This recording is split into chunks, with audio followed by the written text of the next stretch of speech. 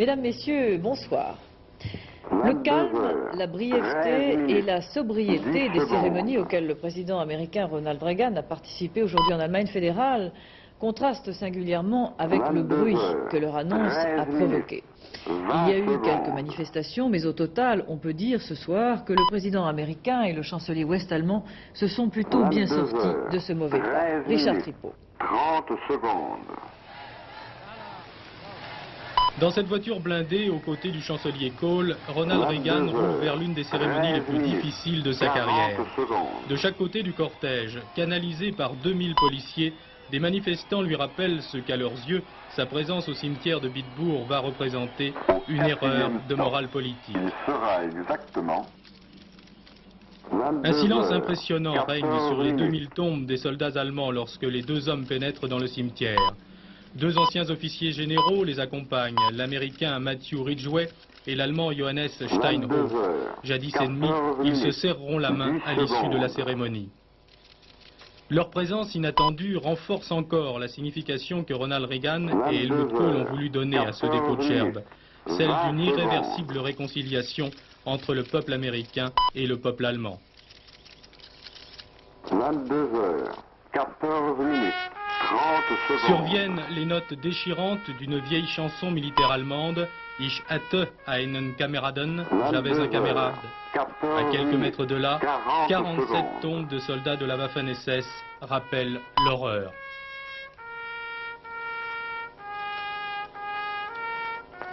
Au quatrième stop. À l'issue de la cérémonie, Ronald Reagan a une nouvelle fois réfuté l'idée d'une culpabilité collective des Allemands. Mais la réconciliation pour lui ne veut pas dire oubli. Avec les victimes de l'Holocauste, il déclare « jamais plus cela ».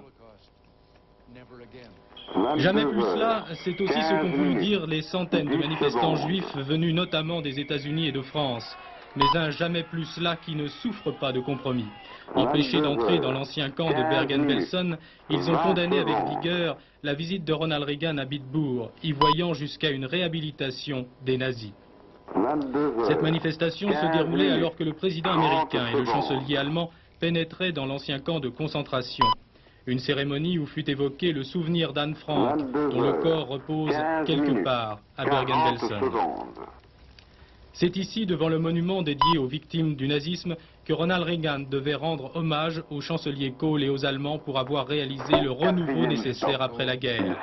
Nous sommes ici, a-t-il dit, pour confirmer que l'horreur ne peut éteindre l'espoir et que du pire, le meilleur peut naître. Ce soir, pour les deux hommes d'État, une page d'histoire a été tournée. Au même moment, en France, l'ambassadeur soviétique est allé s'incliner devant le mémorial des victimes du massacre de Radour-sur-Glane. Une cérémonie prévue de longue date, mais on ne peut pas s'empêcher de remarquer que parmi les soldats SS enterrés à Bitburg, certains faisaient partie du commando Das Reich qui, le 10 juin 1944, avait tué les 643 habitants du village. C'était aussi un hommage à un soldat de l'armée rouge tué à Limoges. Il faut tout mettre en œuvre pour prévenir une nouvelle guerre mondiale, a dit l'ambassadeur soviétique. 40 secondes. Disqualifié pour 2 kilos. Alain Prost va finir par penser qu'il a la poisse. Vainqueur inespéré du Grand Prix de Formule 1 de San Marin à Imola, il s'est vu retirer sa victoire dans l'heure qui suivait. Michel Drey a suivi cette course à rebondissement. Au départ, un Grand Prix comme les autres. Le Brésilien Ayrton Senna, meilleur temps aux essais, est encore le plus rapide. Il est en tête devant De Angelis, Alboreto, Prost, Lauda et Rosberg. Deux Lotus, une Ferrari, une McLaren. Les 4 premiers du championnat du monde des conducteurs creusent rapidement l'écart et s'expliquent sur les 5 km du circuit d'Imola. Pour les autres pilotes, les ennuis commencent. François Hinault est le premier en difficulté. Andrea de Cesaris trouve heureusement sur sa trajectoire quelques pneus qui amortissent le choc. La monoplace de Jacques Lafitte en feu. Mauvaise journée pour les Ligies. Devant, Alboreto aussi a des problèmes. Panne de batterie. Il s'arrêtera après 45 minutes de course. Alors que Senna et Prost luttent pour la première place, regardez au loin le tête-à-queue de Niki Lauda, qui s'était pourtant bien rapproché. Un autre pilote fait une course étonnante au volant de la deuxième Ferrari. Johansson revient sur les hommes de tête, il passe de Cesaris. Il double ensuite Alain Prost qui a volontairement ralenti pour économiser son carburant un ordinateur à bord de sa monoplace le renseigne sur sa consommation. À 4 tours de l'arrivée, nouveau coup de théâtre. Le fougueux Ayrton Senna s'arrête, panne d'essence. Johansson et sa Ferrari se retrouvent au commandement dans le délire que l'on imagine. Les tifosi y croient, mais la joie est de courte durée, à peine un tour en tête. Johansson doublé par Prost, le Suédois s'arrête aussi, toujours la panne d'essence. Alain Prost avait bien calculé. Il franchit la ligne d'arrivée en tête devant De Angelis, Boutsen, Tambay et Lauda. Prost croit à son succès, mais les officiels vont déclencher un deuxième coup de théâtre. Lors de la pesée officielle de la voiture, le poids de la McLaren d'Alain Prost est inférieur aux 540 kg réglementaires, 538 exactement. Prost est disqualifié, Elio De Angelis sur Lotus gagne le Grand Prix de Saint-Marin. 19 minutes. Pas de surprise en revanche dans les huitièmes de finale du championnat de France de rugby. Tous les favoris se sont qualifiés et en particulier Béziers, Toulouse et Agen. Michel Drey. 19 minutes, 10 secondes.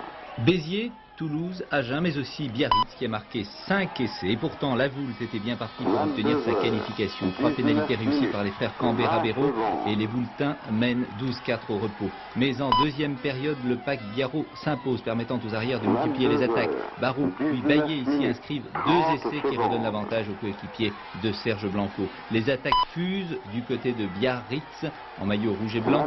À la Voulte, on peut ver quelques maladresses et les rebonds sont souvent favorables aux joueurs de Biarritz. 73e minute, Ibar Lucia aplati et à 2 minutes de la fin de la rencontre, Serge Blanco permet à l'un de ses coéquipiers Chariton de marquer l'essai de la victoire. 29-12 à la fin de la rencontre, battu 10-3 à l'aller, Biarritz a refait son retard et se qualifie pour les quarts de finale, tout comme le Stade Toulousain qui sera opposé à Béziers le 11 mai à Perpignan. Le 12 à Brive, Agen affrontera Montferrand, Lourdes, Biarritz et Nice rencontrera Toulon. 10 secondes. Suite et fin du marathon agricole, comme on s'y attendait, les 10 ministres européens de l'agriculture se sont séparés sans résultat. Ils ont décidé de se revoir le 13 mai prochain, c'est-à-dire au lendemain des élections locales en Allemagne fédérale, élections qui ont été la raison du blocage. Réaction du Parti communiste aux conclusions du sommet de Bonn. Le directeur de l'Humanité, Roland Leroy, membre du bureau politique, écrit « Le prétendu affrontement entre les présidents Mitterrand et Reagan n'est qu'un alignement total sur les injonctions américaines ». Mutinerie à la prison de Fleury-Mérogis en fin de matinée. 200 détenus ont mis le feu à leur quartier. On ignore les raisons de cet accès de colère. On sait seulement qu'un militant d'Action Directe, Régis Schleicher, en est à l'origine. Le surpeuplement de la prison a fait le reste. Marc Mémon. 3000 places pour plus de 5000 détenus, ces 2 chiffres à eux seuls expliquent le climat de vive tension qui règne depuis plusieurs mois à la prison de Fleury-Mérogis. Aujourd'hui, c'est de la Tripale, le bâtiment central qui abrite 500 détenus, qu'est parti le mouvement de mutinerie. À l'initiative de ce mouvement de protestation, de jeunes détenus, le plus souvent en préventive, c'est-à-dire incarcérés dans l'attente d'un jugement définitif. Les mutins ont pris en otage un surveillant et jeté dans la cour de la prison des matelas enflammés. Il aura fallu 3 escadrons de gendarmes mobiles, une section du GIGN pour en venir à bout. Bilan de ces incidents, qui ont duré 3 heures, 6 blessés parmi les détenus, dont 1 grièvement, le surveillant pris en otage a été libéré indemne. Ce grave incident survient quelques semaines à peine après un mouvement analogue dans les centres pénitentiaires lyonnais. À l'origine du surpeuplement des prisons françaises, le nombre sans cesse croissant de détenus provisoires. D'abord une bière fraîche et ensuite une glace au chocolat avec des cerises. C'est la commande passée par les astronautes de la navette Challenger pour leur retour sur Terre demain en fin d'après-midi en Californie. Les 7 astronautes ont fait aujourd'hui leurs dernières expériences. Après bien des ennuis de toutes sortes, tout est rentré dans l'ordre. Il était temps. Avec nous, pour parler de cette mission qu'il a suivie, cette mission mouvementée, l'astronaute français est Patrick Baudry, passager du prochain vol de la navette à la mi-juin. Mais d'abord, les dernières images de Challenger et de sa ménagerie, Daniel Durandet. Les 33 passagers de la première Arche de Noé spatiale, 7 astronautes, 2 singes et les 2 douzaines de rats, viennent de terminer leur 110e tour de Terre et à bord de Challenger, le moral de l'équipage est excellent. Dans le Space Lab, le laboratoire orbital embarqué dans la soute de la navette, la véritable moisson de données scientifiques réalisées a fait oublier les déconvenues importantes des premiers jours. Les informations recueillies représentant l'équivalent de 44 000 livres de 200 pages chacun. Grâce au système de télécommunication perfectionné, les responsables des activités scientifiques restés à Houston peuvent suivre en bas de chemise leurs expériences réalisées 300 km plus haut dans le vide spatial du Space Lab. Ici, l'astronaute d'origine chinoise, Taylor Wang, effectue une expérience sur la mécanique des freins. 23 minutes. 20 Le seul secondes. passager de la navette qui ne paraissait pas goûter outre mesure ce périple spatial, c'est le singe écureuil.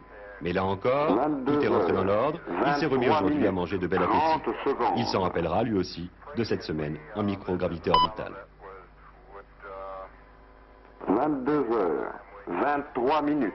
40 secondes. Patrick Baudry, vous rentrez de Houston, Texas, où vous avez suivi la mission de Challenger de bout en bout avec les ingénieurs, enfin de bout en bout presque, avec les ingénieurs de la NASA. Alors après le 5e échec de lancement de satellite, après tous les ennuis qui ont été, parce que quand même la mission a été un peu difficile, est-ce qu'à la NASA on a toujours confiance dans la navette? 24 minutes. Bien sûr. Justement, le propre de la navette, c'est d'avoir cette flexibilité qui permet de faire des missions comme celle qui a lieu en ce moment, où cohabitent des animaux et des hommes, sans mettre en jeu la sécurité de la mission elle-même, de l'équipage, et tout en faisant avancer des domaines de la science qui, pour l'instant, étaient un petit peu laissés pour compte, parce que dans des engins plus classiques, on ne pouvait pas réaliser cette cohabitation. Donc il faut bien réaliser que c'est une première mission où cohabitent des hommes et des animaux. Il y a eu certains petits problèmes, c'est tout à fait exact, mais ces problèmes ont été surmontés et ils ont surtout permis d'apprendre mieux ce qu'il fallait faire dans l'avenir pour réaliser ce genre de mission. Mais pour poursuivre la question de Geneviève, vous allez avec votre équipage donc à la mi-juin mettre sur orbite 4 satellites cette fois-ci. Est-ce que quand vous discutez avec vos copains astronautes, je veux dire de votre équipage, vous n'avez pas une certaine appréhension avant ce vol? Non, pas du tout, puisqu'il faut bien différencier le fait de mettre un satellite en orbite et le fait que ce satellite fonctionne. Sur la dernière mission de mon ancien équipage avec Bob Opco, il y a eu un satellite qui n'a pas fonctionné, mais la NASA et le shuttle n'y étaient absolument pour rien, pas plus que l'équipage. Se trouve que... Mais oui, mais c'est le satellite qui n'a pas fonctionné. Alors pendant notre mission, on met notamment un satellite en orbite, un Arabsat, qui est fabriqué en France par l'Aérospatiale, et j'espère, et je suis tout à fait confiant sur le fait que ce satellite fonctionnera correctement. Parmi les expériences que vous êtes chargé d'exécuter pendant ce vol, c'est élaboré par le Français Matra sur la compréhension du mal de l'espace, une énigme c'est très mystérieux. Et vous pensez réellement, vous Français, réussir à résoudre cette énigme là où les Russes et les Américains ont échoué? Non, je crois qu'il faut poser le problème beaucoup plus globalement. En fait, les Français ne prétendent pas résoudre le problème du mal de l'espace. Par contre, ils travaillent avec leurs homologues américains et soviétiques pour mieux comprendre les raisons de ce mal de l'espace, de manière à ce que, plus tard, on arrive à le résoudre. Vous savez qu'actuellement, il y a plus de 50% des astronautes qui sont malades le premier jour, voire 2 ou 3 premiers jours d'une mission spatiale, ce qui est très pénalisant, notamment pour les missions de la navette américaine, qui sont des missions courtes. Bon, il est certain que tout le monde se serre les coudes pour résoudre ce genre de problème qui est très difficile, vous avez raison de le souligner, et ce ne sont pas les Français qui vont résoudre seuls ce problème. Par contre, les expériences que je mets en œuvre pour les scientifiques français pendant cette mission vont permettre d'avancer dans la compréhension de ce mal de l'espace qui est extrêmement complexe et vraisemblablement d'ici quelques années, grâce à l'expérience de ce type, on pourra envisager des missions spatiales avec beaucoup moins de malades à bord et disons une efficacité de l'équipage dès les premiers jours. Patrick, là vous travaillez actuellement sur le projet de navette spatiale habitée européenne Hermès. On avait envisagé à un moment de faire une navette automatique et là en fait c'est une navette pilotée par deux. Ça veut dire que les pilotes comme vous et Jean-Loup Chrétien, vous avez gagné face aux ingénieurs? Oui, vous me voyez sourire, ce n'est pas du tout un sourire méchant, c'est simplement que la voie de la raison l'a emporté. À partir du moment où on met des hommes en orbite, il est beaucoup plus intelligent de se servir de ces hommes pour assurer la maîtrise du véhicule et assurer sa sécurité.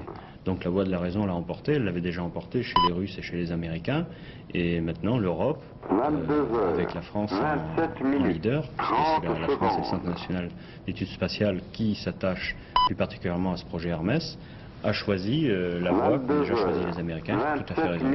Merci. Prêt pour le départ à mi-juin? Ah, cette fois-ci, je suis tout à fait prêt. Bon, on vous reverra à ce moment-là, mais en l'air et de très loin. Un film italien a retenu cette semaine l'attention d'Henri Chapier, La balade inoubliable de Pupi Avati. L'histoire se passe au début du siècle. Un collège de Bologne offre à la meilleure classe de l'année un voyage à Florence. Voyage, prétexte qui permet à l'auteur une visite dans une société aujourd'hui révolue. Un film nostalgique, tout à fait typique de ce que font les jeunes cinéastes italiens et de leur goût pour l'histoire de leur pays et les traditions. 22h28, 20 secondes. Certo, andate dentro, c'è mio figlio, quella porta lì a destra. Accomodatevi pure. Bene, entrate. Sì. 22h28, 30 secondes. Bene. Buongiorno. Buongiorno. 22h28, Briscola. 40 Un secondes. gioco per dei ragazzi, Sì. Come sì? Sapete giocare a briscola? Noi sì. Ma ne avete dei centesimi? Sì. Andate due, cosa fate? Andate subito in cucina, andiamo, via. Venite qua, mettetevi a sedere qui. 22h29. Mettetevi qua, guardate. Allora, facciamo 2 centesimi a raggio, va bene? 22h29, 10 secondes. Nessun segno, Non si fanno segni a giocare a briscola qui da noi. Ce film, dont on vient de voir quelques images, représente-t-il en échappé le renouveau du cinéma italien qu'on disait fort mal en point ces derniers temps? Oui, tout à fait, mais vous savez, il n'est pas si mal en point que ça, franchement. Quand on va, par exemple, à Venise, au Festival de Venise, au Festival du cinéma italien de Nice, là, on a toute la production. Il y a beaucoup de films, évidemment, financés par la RAI, la télévision italienne, et ce sont des films parfaitement intéressants, c'est une nouvelle génération, mais vous savez, ce ne sont pas des bambins. Cette nouvelle génération est là maintenant entre 28 et 38 ans, 40 même. Pupi Avati, ce n'est pas du tout un adolescent. Alors, évidemment, ils ont du mal à franchir les Alpes, et justement, ça nous mène un peu au sujet qui nous préoccupe en ce moment. Pupi Avati aura un film à Cannes, mais il ne sera pas en compétition. Oui, alors justement, les jeunes cinéastes dont vous parliez à l'instant sont absolument furieux. Il y en a plusieurs qui aujourd'hui même ont protesté violemment contre la sélection de l'Italie pour le Festival de Cannes. Dino Risi, Monicelli, des valeurs sûres et éprouvées. L'élimination en bloc de tous les cinéastes de 30-40 ans confirme un choix négatif de Bertolucci. Ils se plaignent qu'on les ignore totalement. Mais je suis obligé de vous dire qu'ils ont raison, parce que bon, la compétition, c'est vraiment ça qui fait connaître. Alors, ils peuvent perdre, bien entendu. Mais comme il y a quelque chose comme 25 films par jour à voir, les gens, l'attention, elle, est prise par la compétition. Et il est évident que fatalement, mais vous savez, c'est vrai de la sélection française, c'est vrai de la sélection américaine, il est évident que c'est un festival qui doit privilégier les gens les plus connus. C'est par la force de la règle du jeu, la force des choses. Mais c'est très dommage, bien entendu. 31 minutes. Malgré le soutien de Brigitte Bardot, venue soutenir leur cause, les ennemis de la chasse à la tourterelle étaient nettement moins nombreux aujourd'hui dans le sud-ouest que les chasseurs. 700 d'un côté et 5000 de l'autre. La chasse de printemps à la tourterelle commencera demain sans l'arrêté d'ouverture du ministre de l'Environnement. Bernard Bonin. 22h31 minutes. 20 secondes. Déception du côté des protecteurs de la nature, ils sont moins nombreux que prévu. Et pourtant, il y a là plusieurs associations et même une délégation d'Allemagne fédérale. Une pratique localisée, la chasse de printemps à la tourterelle est devenue une cause européenne. 22h31 minutes. 40 secondes.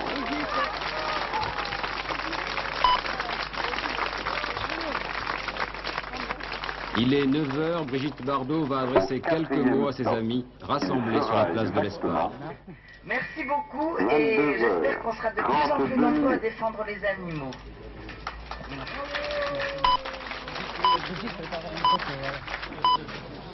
À partir de ce moment, Brigitte Bardot va redevenir Bébé la star, le mythe des années 60. Bousculade des photographes et radioreporters. Direction les pylônes de tir au bord de l'estuaire de la Gironde, suivi par une cohorte de paparazzi et sous l'aimable vigilance de la gendarmerie. C'est une tradition qui doit s'arrêter, parce que nous vivons dans une époque d'évolution perpétuelle et permanente, et certaines traditions, quand elles deviennent des meurtres, elles doivent s'arrêter. On n'a pas besoin ici, c'est une région riche, on n'a pas besoin de tuer les tourterelles pour se nourrir, d'abord on ne les mange pas. Elles pèsent 120 grammes, elles arrivent exténuées après 5000 km de route, et il n'y a rien à manger sur une tourterelle. Donc c'est vraiment le plaisir de tuer pour tuer. Avez-vous créé un moment pour votre sécurité? Non, je ne pense pas qu'il faille pousser. 33 minutes. On ne craint pas pour sa sécurité. Je ne suis pas une tourterelle. Du côté des chasseurs à Soulac, l'important rassemblement, environ 5000 personnes, a été perturbé par la pluie. Les manifestants se dispersaient très tôt, non sans avoir conspué Brigitte Bardot, lui attribuant divers noms d'oiseaux. Les chasseurs ont réaffirmé que dès demain, ils seront sur les pylônes. Pour eux, la chasse à la tourterelle sera ouverte, malgré l'interdiction de la Cour européenne et du Conseil d'État. Brigitte Bardot, qu'on vient de voir, a été la plus grande de nos stars, il faut le dire, Henri Chapier. Or, elle vient de dire qu'elle n'était pas une tourterelle. Et vous venez d'écrire un livre sur la malédiction des stars. C'est une malédiction de s'occuper des tourterelles, à votre avis? Ah non, pas du tout, parce que la façon dont elle s'en occupe prouve justement qu'elle est restée une star. Alors, et d'ailleurs, dans la mémoire collective, c'est une star. Qu'est-ce que c'est que cette malédiction que vous voyez sur les stars? Eh bien, peut-être une façon de ne pas dominer son destin toujours comme il faut. Il est très difficile de concilier la carrière et la vie privée, le bonheur. Et si vous voulez, la plupart des gens se posent cette question-là. Pourquoi des êtres d'exception, un peu comme les demi-dieux de la tragédie antique ont tout, et pourquoi ça casse, la corde casse très souvent. C'est pas le cas de Brigitte Bardot, puisqu'elle prouve qu'elle a repris un autre rôle. Voilà. Les résultats du tiercé, je pense que voici, il fait la combinaison gagnante 13, 3, 18, rapport pour 5 francs dans l'ordre 14 804 francs et dans un ordre différent 2 920 francs. Pour terminer, une image dont vous avez été privé hier soir à cause des nuages, l'éclipse de lune. Plus chanceux, nos confrères de Malaisie ont pu l'observer tout à loisir au-dessus de leur pays, au bout de l'Asie. Là-bas, c'est beau. Ce phénomène, je le disais hier soir, se produit tous les 2 ans. Passant dans l'ombre de la Terre, la Lune n'est plus éclairée par le Soleil et disparaît donc à nos yeux. Hier soir en France, l'éclipse totale a duré quelques minutes à 21h56, mais tout ça très caché derrière les nuages. Le temps demain, justement, il se résume à peu de choses. De la pluie sur la moitié est, temps variable sur la moitié ouest, autrement dit, alternance d'éclaircies et d'averses, accompagnées d'un rafale de vent de 40 à 50 km/h. Demain soir, vous avez rendez-vous à 22h05 avec Jean-Jacques Perrault. Dans quelques instants, un monument du cinéma muet, La Foule de Kim Vidor. Avant de nous quitter, le rappel du titre de ce journal. À la semaine prochaine. Bonsoir. Sauf quelques manifestations sans heurts, Ronald Reagan et Helmut Kohl ont scellé sobrement la réconciliation. Alain Prost, vainqueur inespéré du Grand Prix de Saint-Marin, disqualifié pour 2 kilos. Quatrième stop, il sera exactement...